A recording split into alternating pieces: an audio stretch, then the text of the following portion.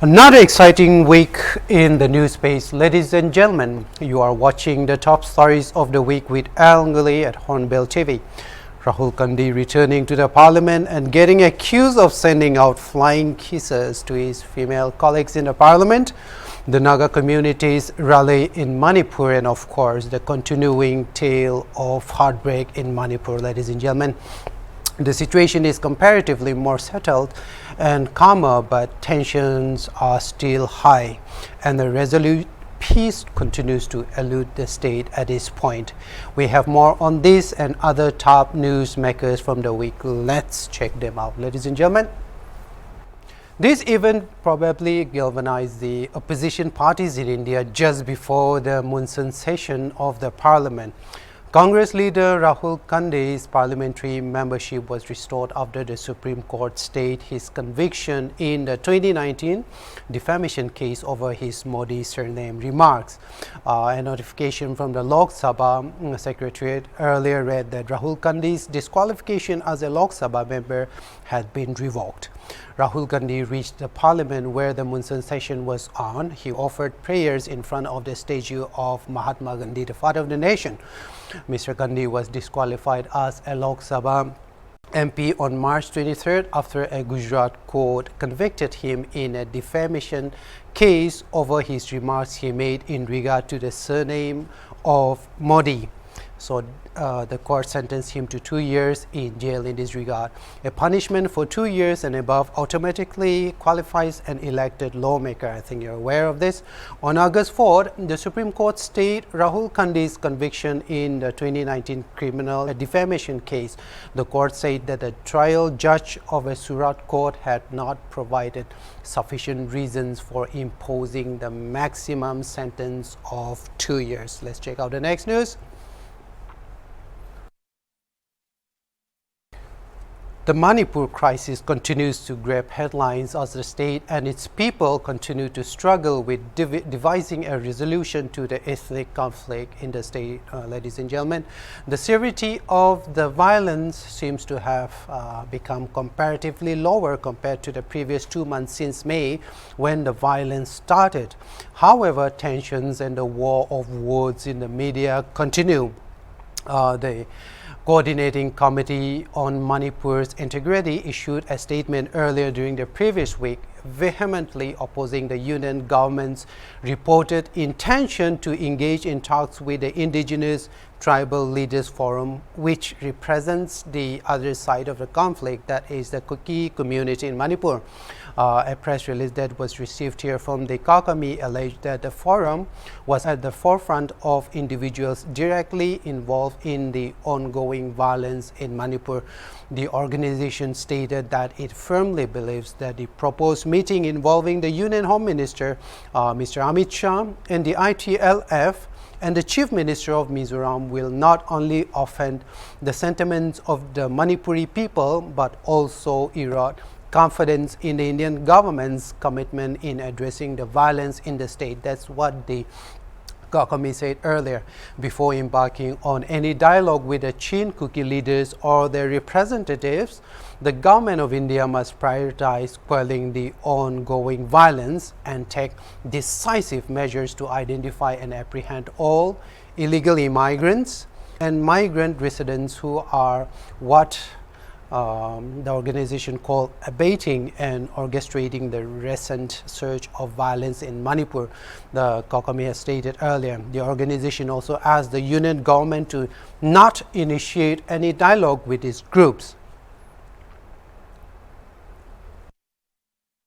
This news gathered momentum after the NPF legislator Kuzolu Zonina issued a statement sounding a warning about the dangers of this new act of the government of India called the Forest Conservation Amendment Act of 2023. Ladies and gentlemen, the principal of Naga tribal organization, the Ausenden, asked the government of Nagaland to summon a special assembly session and to immediately passed a resolution against the implementation of the Forest Conservation Amendment Act of 2023 in the state of Nagaland in exercise of Article 371A. This was one of the news makers from the previous week. The Sindhan issued a press release calling it unfortunate that the union government was bringing about the amendment despite concerns from the communities. Ladies and gentlemen, some of the proposed exemptions in the amended act, the sentence said, particularly the 100-kilometer exemption for environmental clearance for forests along international borders to be used for construction of strategic linear projects of national importance and those concerning national security is a serious matter of concern with the potential to cause unrest in the northeastern states in general and particularly the state of Nagaland. The amended act will leave Nagaland without any protection from arbitrary diversion and decisions of the union government, as it excludes obtaining prior consent from village councils and local district authorities, the Ausenden had said earlier. This amended act will speed up the destruction of forests in the rich biodiverse regions of the northeast and the rest of the country, without any doubt, it had said. Later on, following the statement of the Ausenden, another organization called the Nagaland Community Conserved Area Forum declared their opposition to the Forest Conservation Amendment Act. The Forest Act is not in the interest of indigenous tribal communities of Nagaland. It challenges the land and the forest rights of the people who have been its custodian since time immemorial. That's what the organization has said.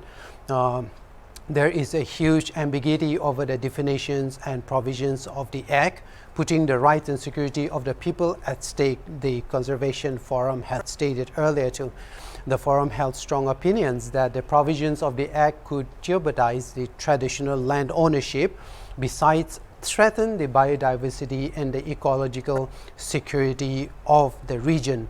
The Forest Conservation Amendment Act allows all forest areas within 100 kilometers from the borders or line of control or line of actual control for strategic projects of national importance and concerning those concerning national security. If I think most of you are aware of this, and I think this discourse has already been given by the legislator, Mr. Azo Nino, earlier. Nagaland directly falls under these categories, and instead of encouraging the indigenous people who are voluntarily conserving the environment, this act will certainly devastate their efforts, the forum had stated earlier in its opinion. The murky agenda of the FCA Act is that it will surely weaken the decision and the power of the state government, undermine community ownership of land and forest, and the village councils may become voiceless, the forum stated in its statement earlier. Ladies and gentlemen, this might result in the extinction of the rich biodiversity wealth of the indigenous people and the ancestral birthright devastated, annihilated just for the sake of development and security reasons. That's what the forum stated in its concerns earlier. Let's check out the next newsmaker. Ladies and gentlemen,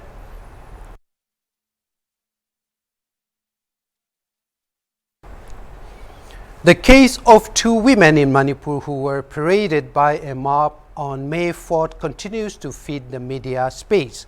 A new report emerged earlier during the previous week stating that 5 police personnel, including the station in charge of Nongpok Sikmai police station in Manipur, had been suspended in connection with a case. The personnel were ordered to be suspended on July 19th. Interestingly, ladies and gentlemen, it was also reported that a section of people from a certain community had demanded that the suspended police officials be reinstated in service. This is very interesting. Approximately 300 people have been arrested so far in connection with various cases related to the ethnic clashes in Manipur. Let's see the other newsmakers from Manipur again, ladies and gentlemen.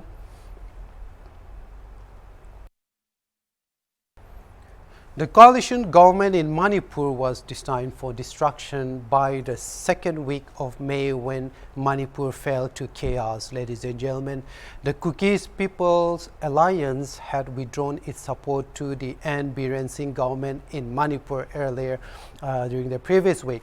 The KPA was part of the National Democratic Alliance with two of its MLAs in the Manipur Legislative Assembly. If you remember, ladies and gentlemen, the KPA wrote to the governor of Manipur that the party carefully considered the current situation, for which it concluded that continued support for the government of Manipur led by Chief Minister N. Biren Singh was no longer fruitful. Accordingly, the KPA withdrew its support to the government of Manipur.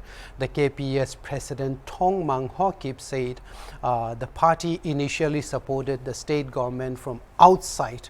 However, the situation took a turn for the worse as the government was now anti-Kuki people. That's what he said, and that the chief minister allegedly denounced openly the Kuki people as terrorist groups, outsiders, poppy cultivators, and drug smugglers. That's what the KPA leader said earlier before it withdrew its support to the N. Biren Singh government.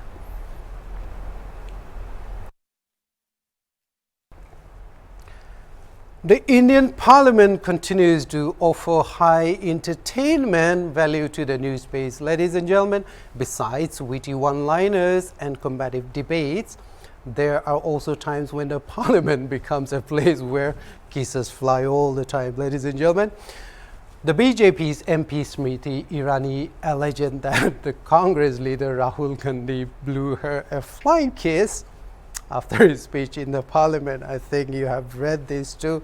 This was all over the space during the previous week, and I think the debate is still going on in regard to the flying kiss, ladies and gentlemen. The Amity MP raised the issue before the speaker and went as far as to call the Congress leader a misogynistic man, and such disrespectful gesture has never been seen in the country's parliament ever. I believe that this might be hilarious to some, and I believe there might be people who consider this serious matter that does not merit any kind of hilarity, but I believe that the news space has made light of this situation, because I believe this is not the first time we are seeing this kind of drama in the parliament. Ladies and gentlemen, let's try out the next top newsmaker.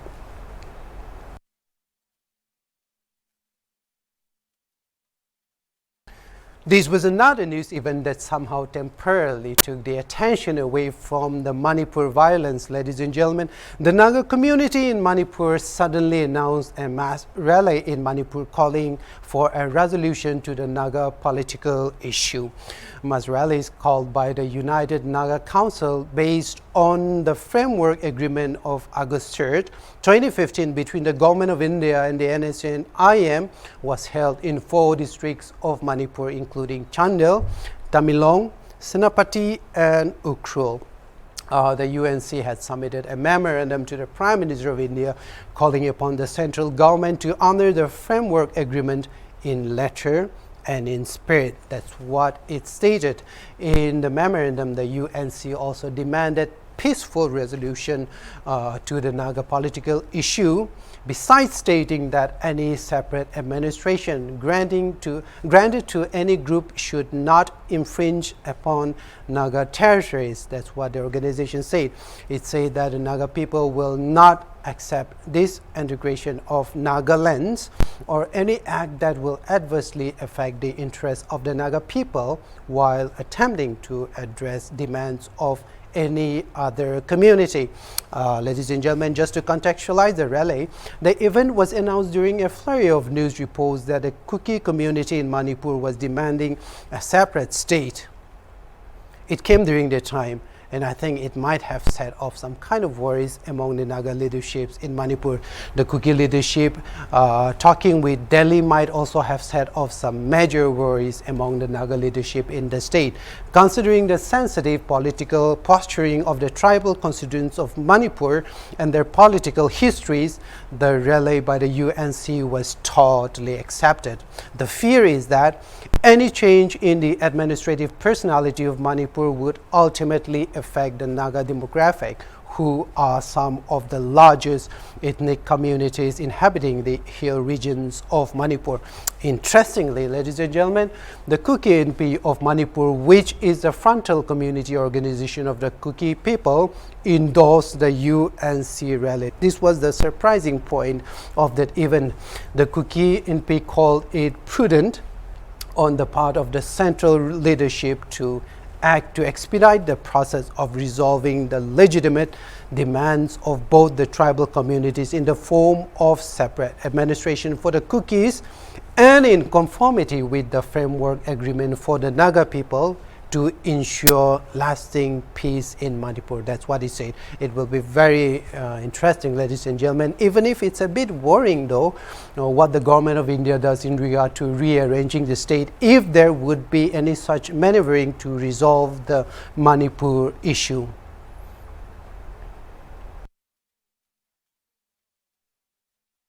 Those were the top newsmakers from the week, ladies and gentlemen, and we'll be bringing you more updates and of course a lot of discussions later on as events unfold. Thank you for watching Hornbill TV. I'm Ngullie. See you next time.